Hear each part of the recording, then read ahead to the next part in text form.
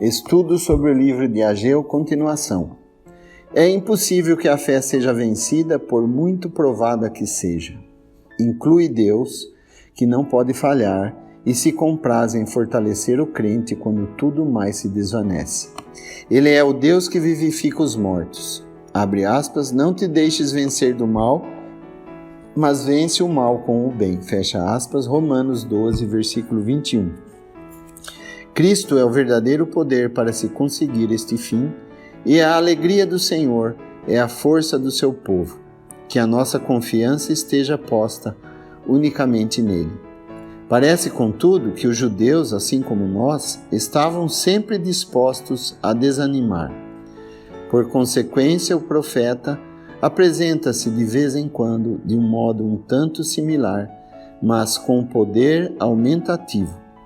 À medida que a incredulidade aumenta, o testemunho de Deus torna-se mais enérgico enquanto ele continua a enviar as suas palavras ao povo. No 7º mês, ao 21º do mês, veio a palavra do Senhor pelo ministério do profeta Ageu, dizendo: Fala agora a Zorobabel, filho de Sealtiel, príncipe de Judá, e a Josué, filho de Zodaque, sumo sacerdote, e ao resto do povo, dizendo: Quem há entre vós que, tendo ficado, viu esta casa na sua primeira glória? E como a vedes, não é esta como nada em vossos olhos comparadas com aquela? Ageu capítulo 2, versículos de 1 a 3. Não são tomados em conta os pensamentos de condescendência. Deus quer a realidade das nossas almas e nos nossos caminhos. É uma boa coisa não se ter ideias elevadas, mas uma medida justa e um peso certo da verdade. Ao mesmo tempo, devemos ter lugar para a graça e o poder de Deus. Tomemos, por exemplo, o momento atual, visto estarmos tratando do assunto de um modo prático. Não existe maior perigo para aqueles a quem Deus, em sua misericórdia, tem dado verdadeiro entendimento para compreenderem o que lhe convém, no estado arruinado da cristandade, no tempo presente, do que esquecerem o espírito que lhes convém. Não será uma das coisas de que mais necessitamos ponderar o tom em que convém usarmos a verdade? Quanto mais aprendemos de Deus, tanto mais devemos cultivar a humildade do espírito. Isto não quer dizer que devemos ter hesitação nas nossas convicções, mas que, a par disto, devemos ter um sentido justo da nossa própria fraqueza e um espírito quebrantado, lembrando-nos de como a glória do Senhor tem sofrido com o fracasso do seu povo. Era, portanto, próprio que eles sentissem a condição fraca de tudo que levava o nome do Senhor no seu meio. Abre aspas, quem há entre vós que, tendo ficado, viu esta casa na sua primeira glória? Fecha aspas. Nós sentimos o modo como a igreja caiu e também de onde caiu. Mas não devemos desanimar, não há nada de Cristo no desespero ou na apreensão. O Espírito Santo nunca produz a dúvida. Visto haver às vezes dificuldade com alguns quanto ao que se chama a ruína da igreja, será bom dizer algumas palavras sobre o estado atual de humilhação entre aqueles que invocam o nome do Senhor. Devemos pensar na igreja sobre 2 pontos de vista: a igreja ou a assembleia como é edificada por Cristo e como é edificada pelo homem, ou seja, pelos seus servos. A assembleia edificada por Cristo nunca falha. Abre aspas, as portas do inferno não prevalecerão contra ela. Fecha aspas. Porém, o que é construído pelos servos do Senhor está sempre sujeito a ser danificado por elementos mais ou menos desprezíveis, se não piores. Pode sofrer ao mundanismo, precipitação, negligência, sentimentos carnais, 1000 coisas, enfim, que segundo a natureza atuam sem serem julgadas e dão resultados para a vergonha e desonra do Senhor. Por isso, vemos que havia entre os coríntios materiais dos quais o apóstolo fala em termos de advertência. tinham permitido não só o que era inútil, mas até corrupto: madeira, feno e palha. Sim, além da mão de destruição, podia haver também o poder de contaminação. O que edificava, o que era desprezível, podia ser alvo enquanto que a sua obra perecia. Mas o homem que contaminava ou destruía a casa de Deus, seria ele próprio destruído pelo juízo de Deus. Tudo isto se dá onde os homens são edificadores. Vemos assim os dois aspectos justificados.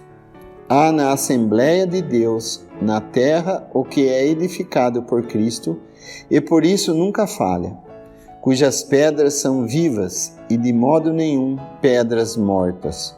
Por outro lado, há a má obra, serviço mais ou menos negligente, conforme pode ser o caso, ou os homens maus fazendo o que é segundo eles próprios, ou homens bons que não são guiados em todas as coisas por Deus.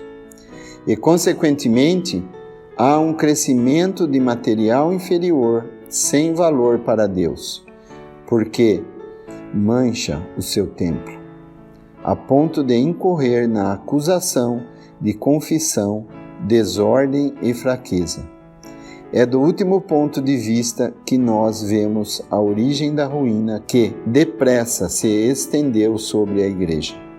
Essas coisas perecíveis, madeira, feno e palha, significam, creio eu, doutrina superficial ou errônea que resulta em pessoas de igual caráter. Podem facilmente significar as duas coisas.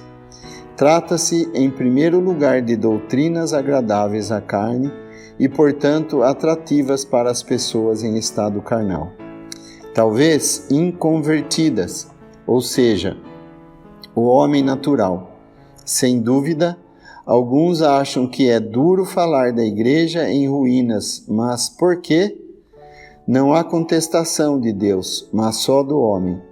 Deus tirou Israel do Egito, e contudo Israel arruinou-se. Por que devemos estranhar que os gentios não tenham continuado na sua graça? Compare-se Romanos 11, onde podemos ver quão pouco surpreendido estava o apóstolo com um tal desfecho. É um princípio em todos os atos de Deus com o homem, que a criatura falha sempre, mas tudo resulta para a glória de Deus. Sem dúvida, a igreja, assim como Israel, existe, mas em estado de ruína. Não admite isto o protestante quando pensa no romanismo? E o romanismo quando olha para o protestantismo? O homem reto e espiritual reconhece isso sem reservas. Estes casos são geralmente exatos. O primeiro homem caiu e encontra-se universalmente em decadência.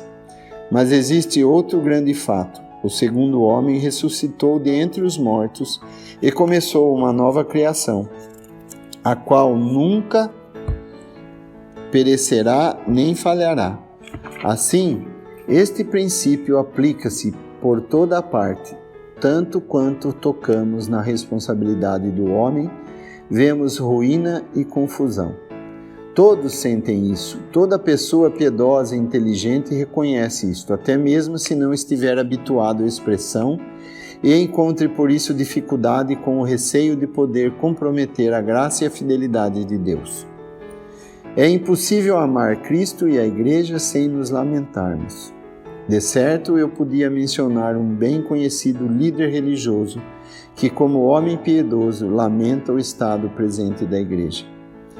Trata-se de uma pessoa que ocupa uma zona eclesiasticamente muito afastada daquela que muitos de nós ocupamos. Contudo, não podemos duvidar de que existe verdadeira piedade no seu meio, bem como um coração que ama a Cristo e daqueles que são de Cristo. Pois bem, é impossível ter essas afeições divinas da nova natureza sem se sentir que o estado presente de coisas é contrário à glória de Cristo. Confesso que tenho incomparavelmente mais simpatia pelas lamentações de um tal homem do que por aqueles que apregoam o progresso do cristianismo no século e esperam os triunfos do milênio como um fruto dos esforços da Igreja. Como pode simpatizar-se com uma tal insensibilidade quanto à desonra atual feita ao Senhor? É, na verdade, ainda que inconscientemente, ser-se um joguete nas mãos de Satanás. Quanto à animadora segurança por intermédio do profeta, de o Espírito Santo estar com os judeus, como nos dias em que foram tirados do Egito. Devemos recordar que o poder do Senhor opera para bem em todas as coisas pelo Espírito. Foi Ele quem sempre deu energia no homem, quer em Israel, quer na Igreja, no homem, na criação ou qualquer coisa mais. A energia é sempre do Espírito e por isso Ele diz, abre aspas, ora, pois, esforça-te, Zorobabel, diz o Senhor, e esforça-te, Josué, filho de Josadaque, sumo sacerdote. E esforçai-vos todo o povo da terra, diz o Senhor, e trabalhar, porque eu sou convosco, diz o Senhor dos Exércitos. Segundo a palavra que concertei convosco quando saístes do Egito, e o meu espírito habitava no meio de vós. Fecha aspas, versos 4 e 5.